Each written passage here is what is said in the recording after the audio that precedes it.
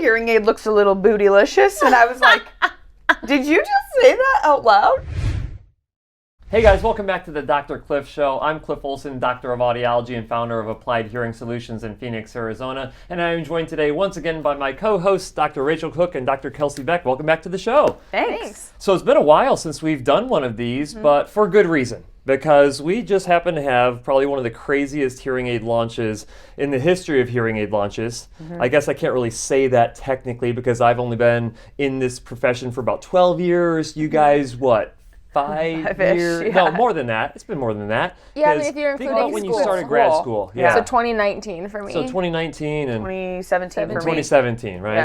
So you know, it's crazy because the new Phonak launch is basically what we're talking about, and particularly the Phonak Audeo Infinio Sphere. That's a mouthful. That is a mouthful, and when you're talking about the spheric speech and loud noise program, that's even 10 times worse. Yeah. When you're trying to explain that to patients. Oh, yeah.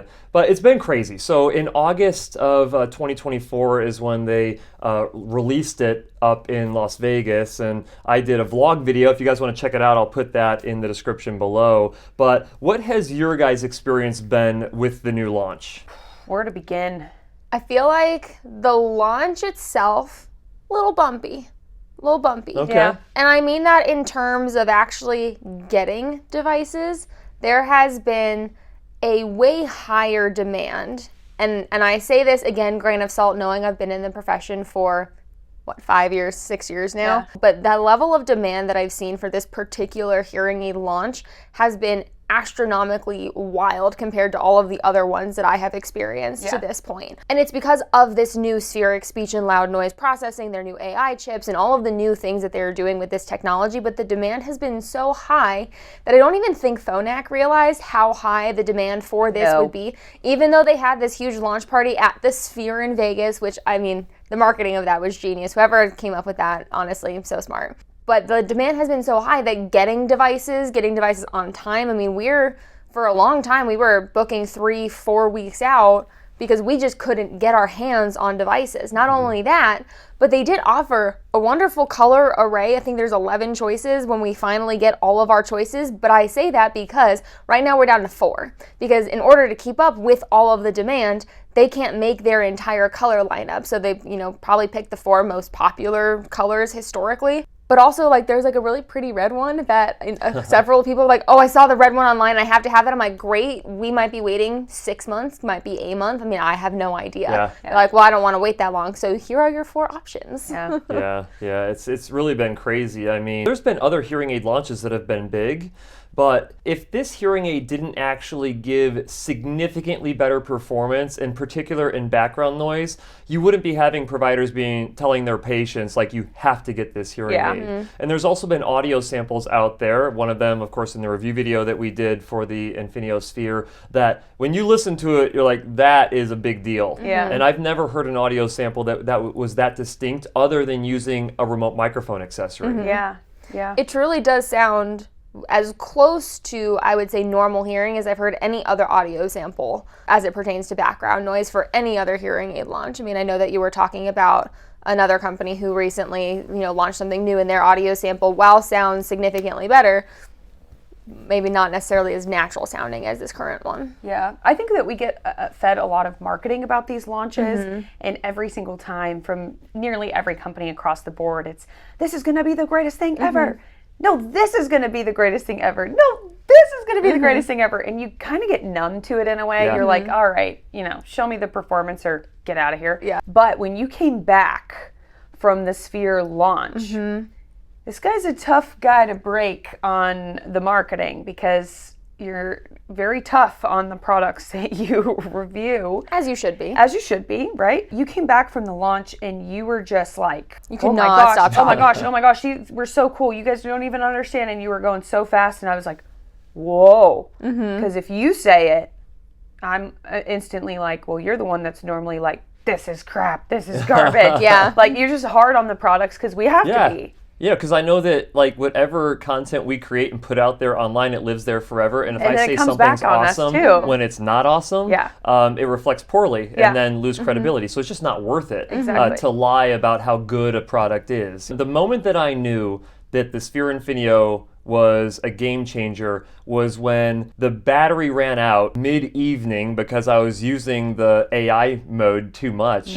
and I was actually upset that I had lost my AI hearing and I had to go back to my quote-unquote normal hearing. That's when I knew. Well, and because you do have, a slight hearing loss, at least in one of your ears, did you actually notice, even without the AI program, I know that you are also, for your hearing loss in particular, very skeptical and you've not had great success trying a lot of devices. Did you actually like those better for your particular loss? So the automatic program worked really well. I mean, because I had to spend only 40% of my time in the AI mode, the 60% of the time I had to spend in the automatic mode, just because of battery life concerns. And I did like it. It was good, but the game changer, it really comes down to the artificial intelligence that the Sphere has. What exactly are they doing with the artificial intelligence? Yeah, so the way that artificial intelligence works inside of hearing aids, when we're talking about deep neural networks, is that instead of engineers coming up with algorithms to try to decide what is speech and what is noise and try to filter the two from each other for the hearing aid wearer,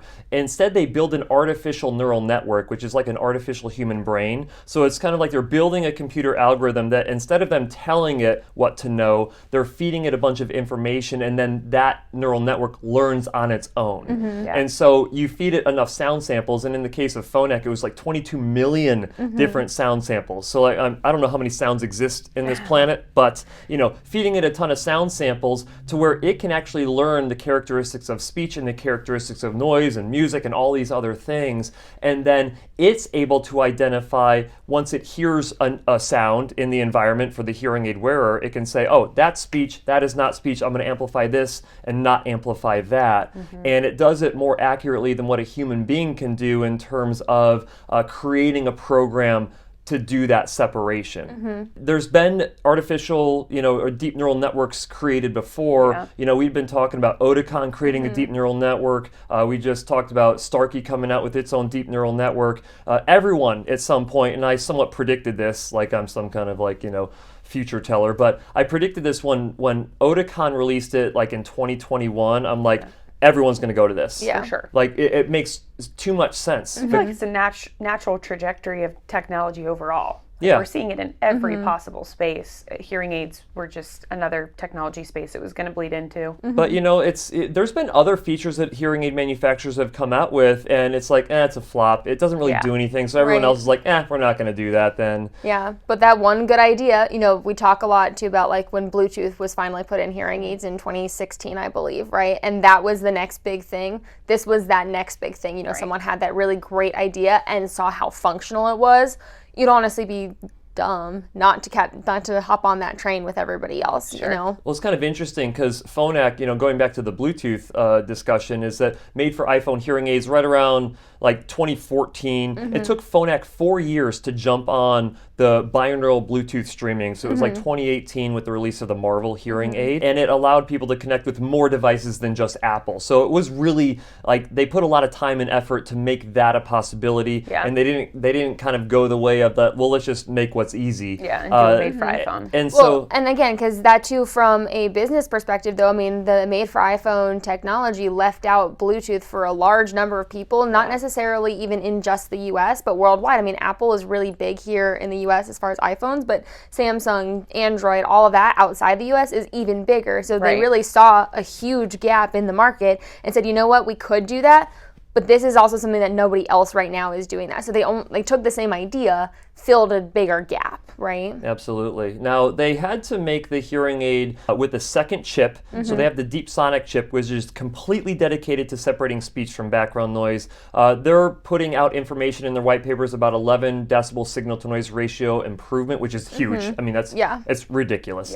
And the thing that I really like that they did about it is that you can create a separate manual program for it, and you can go and do A/B comparisons. I think this is really important, to be able to do an A/B comparison between a regular program using their new Era chip and the AI program, which is spheric speech and loud noise. That's a mouthful, of course. Can I talk about that for a second? Yeah, go ahead. Okay, I got to jump in here real quick because... Got a bone to pick or something? I do. We talk all the time about how the most common types of hearing losses are high-frequency hearing losses that impact the clarity and comprehension of consonant sounds. Things like S's and F's and THs. And then you're going to come out with the Infinio sphere, okay? So you take someone who has a severe high frequency hearing loss and you take an S and an F and you just actually put them together and come up with the word sphere. And then when you're talking about spheric speech and loud noise, you throw a little C on the end too. So it's just like 3 for 3 on some of the hardest possible sounds to hear when you have a high frequency hearing loss. So I'm explaining these programs to patients being like spheric speech and loud noise, and they're like, what are you saying? And I'm like, spheric, like a sphere. I've had to and they're spell like, it out that's a couple really of tough. times. And I'm like, that is really tough. Why did we name it this way? Anyway, I'm done. Well, that's funny. So, like, maybe they did it intentionally. It's like pre-hearing aid fitting. I have no idea what you're saying to me right now. Post-hearing aid fitting, I can hear and understand all of that. Yeah, exactly. Pros and cons, just like everything else. Yeah. So now these are, of course, rechargeable. So, and they had to have a pretty good-sized battery inside of it to power this secondary chip. I alluded to this a little bit earlier that you only get about 7 hours of battery life when you use the AI program, the spheric speech and loud noise program.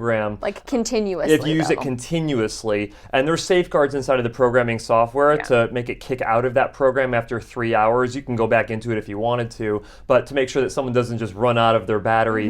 Because I actually prefer, this was another thing that I noticed, is that I actually preferred the AI program versus the regular program, even when it wasn't necessarily noisy. I thought that the sound was just cleaner coming out of the hearing aid. And you're not the only person to tell me that either. I do have a patient who I fit, and overall, unbelievably happy with his devices, but he's like, I have to kind of stop myself from going into that program all the time, especially when I know I have a longer day, because I'll be one-on-one in a meeting at work and it just sounds better, and I just trust it more than the automatic program a little bit, to where I know I'm not missing anything, even if it's a one-on-one meeting, where in the automatic I still sometimes question, did I fully hear that particular word or phrase correctly? That's interesting. So I do have at least one other person who does feel the exact same way you do. It brings up the point of, people have been hearing me talk about this now online with the review video that I have linked in the description, the vlog video. Plug. You guys know that. And we've even put it into our best hearing aid buyer's guide of 2024. Now, 2025 version is coming out here really soon. But people, what they really want to know is actual patient experiences with this. And so I think that we should talk about, you just mentioned one of them right there. I think we should talk about a few of our patients, and not by name because of HIPAA, but share the experiences that they've had upgrading from either older technology or very recent technology that they had just recently received, and then upgrading one generation newer, because I'm usually against that. I usually say that you're not going to notice a huge jump if you just bought hearing aids last year going to a brand new generation, but this is the first hearing aid that I'm having to eat my words a little bit. Yeah. Well, we can kind of piggyback off that initial person. I have a second person whom I fit, who is a dedicated Phonak user. This is his 3rd generation of Phonak devices. Came to us initially with the Marvel platform. So if we're on Infinio Sphere now, we had Lumity before that, then Paradise going back another generation, and then the Marvel. So he's several generations behind in technology.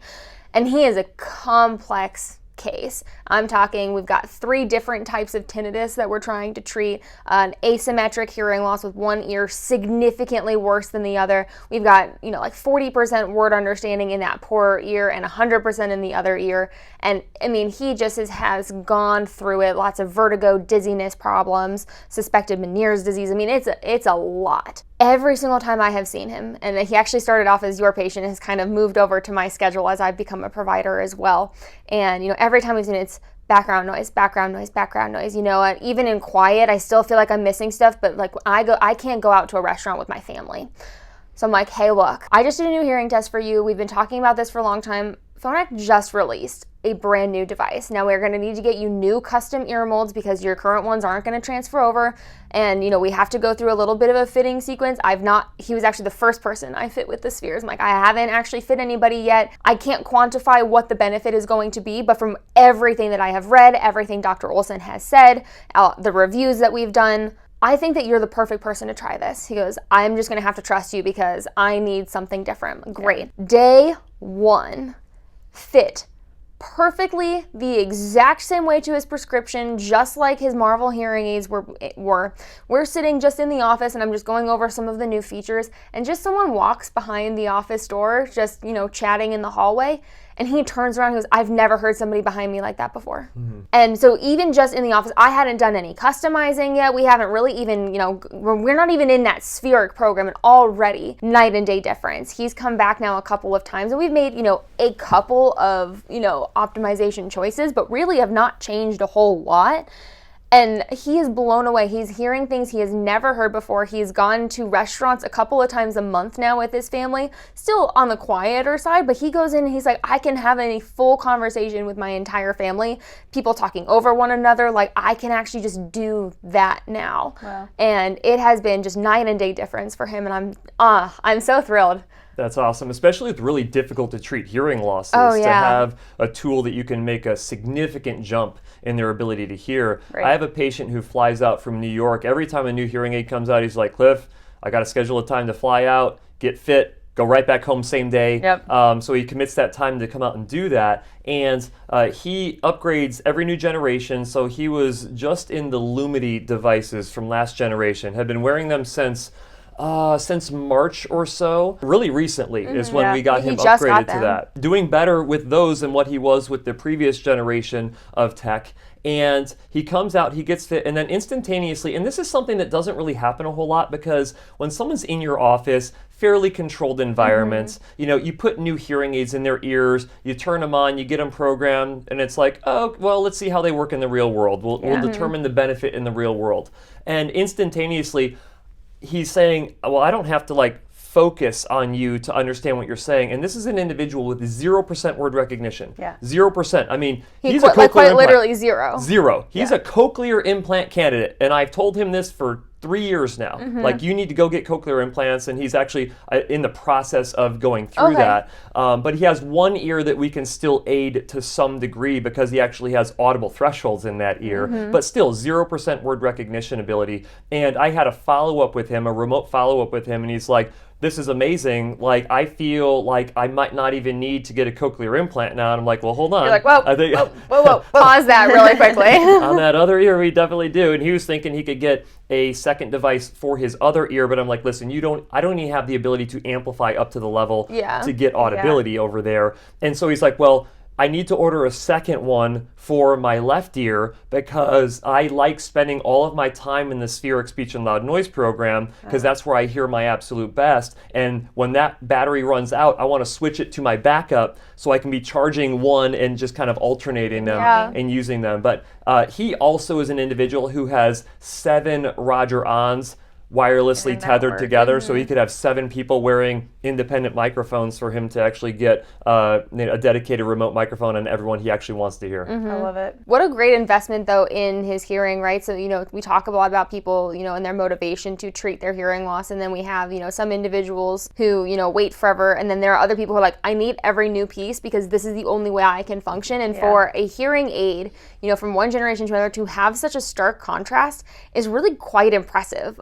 And it just kind of blows my mind too about, we're talking about tethering devices and all of these pieces, and, to learn how to do that, the fortitude it takes to really get into all of that is really awesome. It is. I have 2 patients who I was really excited. They both wanted to upgrade technology, and they happened to be actual carbon copies of one another. They had worn Phonak devices for between 15, maybe even 20 years.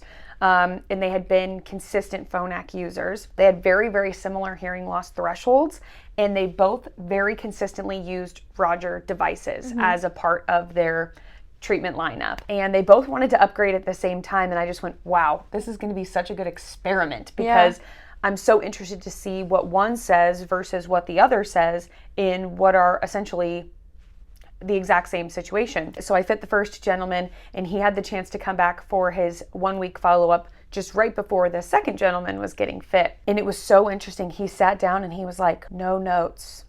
No. He was like, I don't even know what to ask you to change, really, truthfully. And I was like, surely this is a prank. I'm just waiting for him to be like, just kidding, here's my list of stuff. I mean, we made a couple of adjustments for streaming, and I said, have you been using your Roger at all? No. don't need it. Haven't been using it at all. And I was like, wow, okay. So I fit the second gentleman. He comes back for his 1 week follow-up. Same exact thing. He comes in, he's like, I don't even want you to touch him.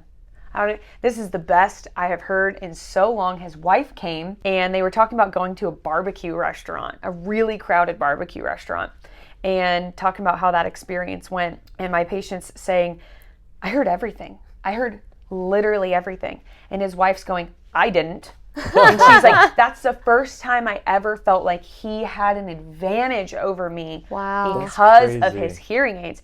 And I said, well, you still took the Roger, right? No. And I was like, oh my gosh, okay, this is really interesting. That same individual said that his daughter was speaking across the room in the kitchen and had asked his wife a question, and he answered instead of the wife. And the daughter whipped around and said, you heard that? And was just freaking out. So I got the daughter's perspective, I got the wife's perspective, I got his perspective.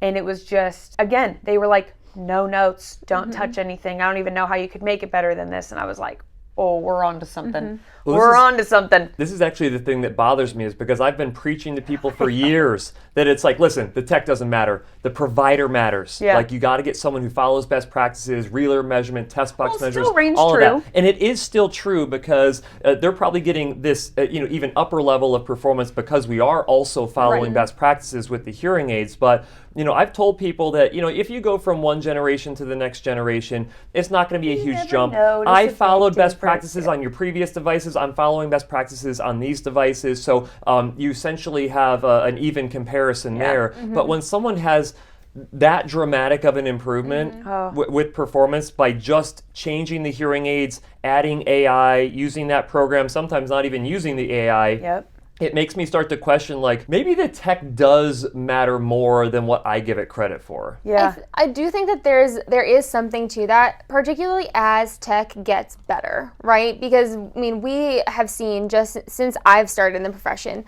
from, when I started, we were still in the Marvels generation with Phonak. To see all of the increases between then and now, and those improvements are happening much faster. And still, the point rings true. If you still don't set them up the right way, you're still not going to get the full benefit of the devices. But I think, though, as tech does get better, and as it gets better more quickly, your provider also still needs to learn how to use that tech as the new tech comes out. If you don't have a provider who's doing that, you're still not going to, again, get that full benefit. But I think that there is something to how quickly hearing aids might actually start getting better, and then our conversations will have to evolve with the technology, right? Yeah. But we have to stay on top of that as providers too, because there are providers who don't even fit Phonak, for example, and someone might walk into their office and say, well, this is the one that the Dr. Cliff show was raving about, and now you're telling me I can't have that, right? So it's going to start changing the landscape as technology continues to improve. I think about how much time this opens up in follow-up appointments to focus on other elements of not only hearing but listening, talking about communication strategies, deeper cleaning and maintenance routines, maybe a more intensive Bluetooth pairing kind of practice, or there's just so many other elements of being a very satisfied hearing aid user that of course come from, number one, hearing people that are in person across from you, but there are a lot of other things that go along with it. And if we could just use some of that time that was previously spent on adjustment after adjustment after adjustment and say, okay, now let me open up this entire world of auditory training and communication strategies and all these other things that we just haven't had time to really dive super deep into or even demonstrate other things like remote microphone technology, right? You might not need it as much, but it's still one of those things where there are some people that are like, wait a second, there's a Roger microphone that can act as a table microphone, a pointing microphone, a clip-on microphone, a TV streamer. It works in headset modes if you're talking on a Zoom call for other people to hear you better and you to hear them better. So there's a lot of things that take time to demonstrate in the office, and if you're too busy making manipulations on the programming of the hearing aids themselves, it limits your time that you can spend opening up this entirely new world that a lot of people aren't even familiar with to a large degree. I will say too, kind of on, making a small pivot here, but on the ability to manipulate the spheric program in particular. Something that I have noticed, particularly with those individuals who have a more severe hearing loss, especially in noisy spaces, one of the things that I do really like, and this feature has been available in the Phonak line for some time, is that you can actually adjust the threshold for background noise at which the spheric program actually kicks on. So for example, someone with a more severe hearing loss, you might think that the room is noisier than what the hearing aid is designed to deem as noisy enough for that program, right? And so what I've begun to do as well, because again, a lot of the manipulations that I've had to make in the past, I'm not necessarily making them quite as often with the newer devices, but this is one manipulation that I've started to track, is that how often are they actually going into that spheric program, because I'll give them that manual option on their own to make sure that they get some good time in using it. And I've seen, 15% of the time it's in use manually, but it has never once kicked on automatically. Yeah. So the ability to actually change that threshold so I know precisely that it is going to still function automatically. Now I'm kind of even eliminating the need for you to go into that program by yourself too. So that's actually one thing that I didn't really manipulate a whole lot in the past. And with this generation, I've manipulated it several times more, and we're talking about a couple of months, so to do it several times in a couple of months is kind of wild, right? But I've been doing that so often, people are like, I don't even touch my hearing aids. That's the thing. I don't That's have what to. people really want. They just want to put their hearing aids in and go. They don't want to have to mess with anything. About it. Yeah, the patient that I was just describing, automatically his hearing aids were sensing only about 3% of the time in the speech and loud noise program, because it does require a really high amount of background noise to trigger that. He was doing over 20% streaming, and he was still averaging a 15.5-hour wear time every day.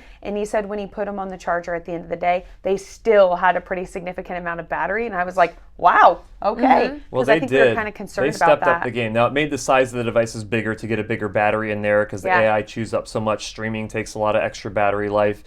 They are going to have, their hearing aids are going to be LE Audeo compatible, so the new form of Bluetooth that will be better on the battery life when you start streaming, but they don't have it active yet. That'll require a firmware update in the same devices. So even if you buy devices now and it doesn't have LE Audeo capability, if that comes out in 6 months from now, you just go back to your provider and you have them do a firmware update. Right. But funny story real quick here is that I had a patient, again, flying from a different state. She's like the head of an HLAA chapter in a different state. And she What is HLAA? So Hearing Loss Association of America chapter, and she's a big proponent of being educated on your own devices, being a self-advocate, telecoils, remote microphone systems, all of that stuff. So she heard me speak at the HLAA convention here in Phoenix, and she's like, well, I want to go to Dr. Cliff and see if he can improve my hearing any more than what it is now. And she was by no means disappointed with her current level of hearing treatment. So she comes in and I start making some recommendations on what to do, and we get down to the hearing aid recommendation portion of this. And I had to tell her that I'm like, listen, based on everything else that you're telling me, I believe that putting you into the new Phonak Sphere hearing aid would be the best option. Here's the problem. There is no telecoil inside of this hearing aid, and I don't have access to an accessory to gain you a telecoil ability with this hearing aid. And she's a huge advocate for telecoil, and she's telling other people in the group that she leads that telecoils are super important. Get a telecoil in your hearing aids. And so she had to make the decision whether or not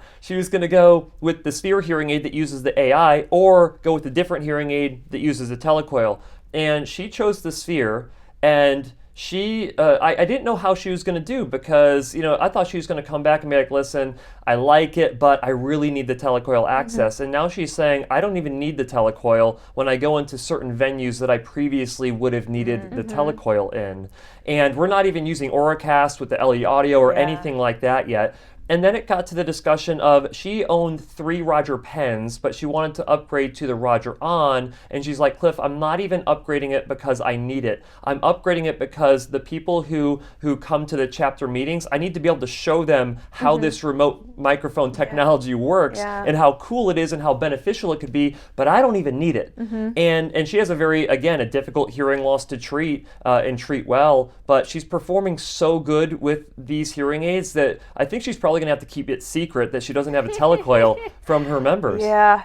Well, but even still, knowing too, though, even if you are someone who is part of, her chapter and she does speak to, knowing that there might be a piece of technology that might eliminate the need for it as well, though, also is very helpful. Because if you've been utilizing the telecoil, for example, and it's helpful, but maybe not as much as you were hoping it was going to be, knowing that there might be a device that may not have that telecoil, but you may not need it, is also really good information to pass along and to have too. So kind of the double-edged sword. Well, with the telecoil, you're at the mercy of venues having a hearing loop installed. And knowing how to use it. And knowing how to, and making sure that their system is putting clean sound out. Because I have a patient, a brand new patient, who's of course getting upgraded to the Spheres, and he's actually setting up audio systems at different places. And he went to the Gamage here in, down in Tempe for ASU, and was using his telecoil on his old hearing aids, and the signal coming in from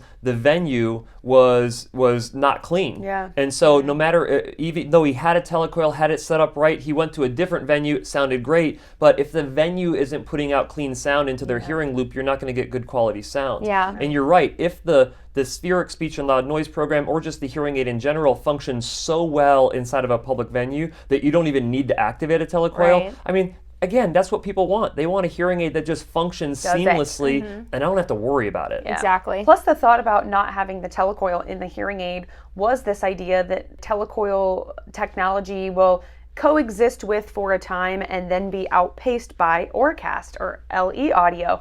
And so the hearing aid having that LE audio future compatibility is really important, because we're saying, okay, listen, you can't have a telecoil right now, and we're really sorry because we understand that you might want to use a telecoil, but there's going to be this really cool new launch of Orcast LE audio technology, and your hearing aid will be able to do that. So it's kind of just a little bit of a waiting zone here of like, it's coming, I swear. We're still in this chicken and the egg problem I here. know. Because we kind of have the LE audio capability coming out, but like Phonak decided to leave Bluetooth Classic in their hearing aids because they're like, well, until other things have LE audio capability or compatibility, we're not even able to use our hearing aid to connect to them. Right. I mean, there's a hands full of, Samsung devices. I have one of them, by the way. How's your guys' LE audio coming along with iPhone? Just give it a break. Not. Okay. Anyway, so that's Apple's the problem. not the only one, all right? I know you want to give us, a hard time, as it's your job, as you've told me, apparently.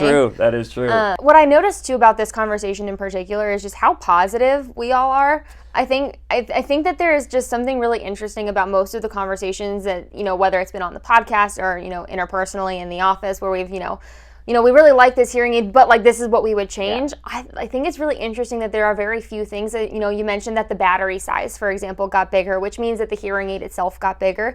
But even from that perspective, width-wise, where it sits behind your ear and what people actually see, it's not that much wider. They did have to make kind of like, I guess, like the butt of the hearing aid a little bit thicker, but that's not even the part that other people see. So by the time you actually wear it behind your ear, it looks bigger when you're looking at it on the table, but behind your ear, it doesn't really look any different than their previous generations do anyway. Yeah. And so even from that perspective, yes, when you show it to somebody first off, you're saying, please just trust me, like that I know that this is going to work well for you. Some people do get a little deer in the headlights about the size, but then at the end of the day too, by the time that they're hearing, they're like, you know what, I had to wear something back there anyway if this is gonna be the best one.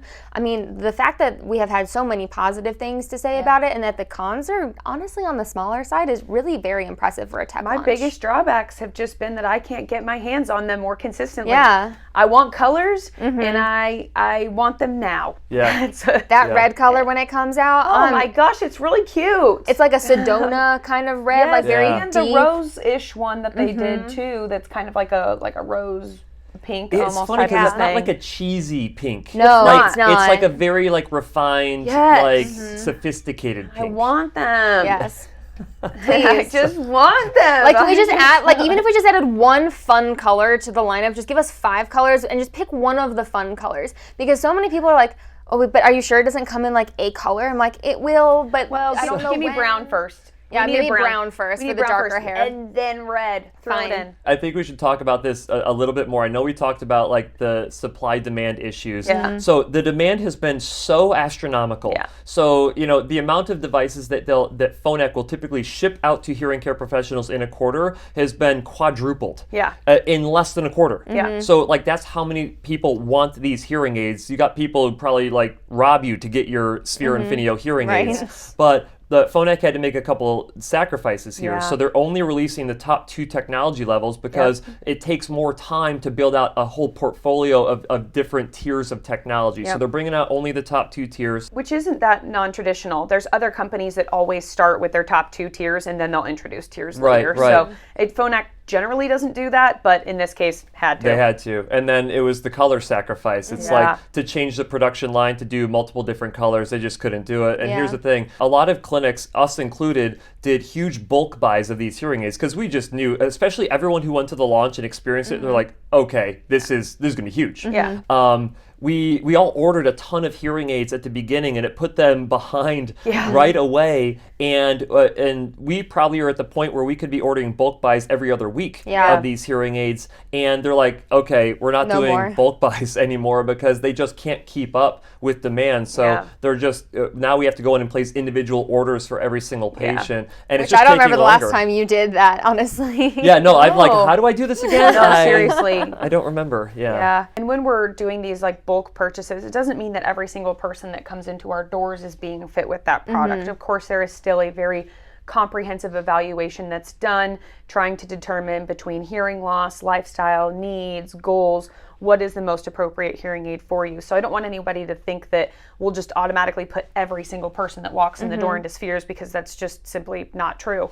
But for the people who are strong candidates for it, I would say the biggest drawback has just been, I have to say, you have to want one of these 4 colors. If you don't want one of these 4 colors, we have to wait an undetermined period of time to get you that color. And most people at this point have just said, I'm not going to wait that long. Put me in a color that I don't really care about. You know, it's funny, going back to your point, Dr. Beck, is that, and really to your point as well, Dr. Cook, is that when I was doing my interviews of the Phonak team members about this new product launch, I'm like, these guys, these hearing aids, they're bigger. Like, clearly you've had people say, like, these hearing aids are bigger, and they're like, you know, we thought that we were going to get that, but in all the focus groups that we did, everyone was like, oh yeah, it's a little bit bigger, I don't know about it, and then they put it on their ear, and they're like, oh, actually, I can't even really feel the difference of this hearing aid, or even see the difference when they look at it in a mirror. And then it came down to the performance part of it, which was anyone else who was remaining who's like, I'm not sure about this physical size of this device. And we're making it sound like it's huge. It's really not huge. It's bigger, but it's not like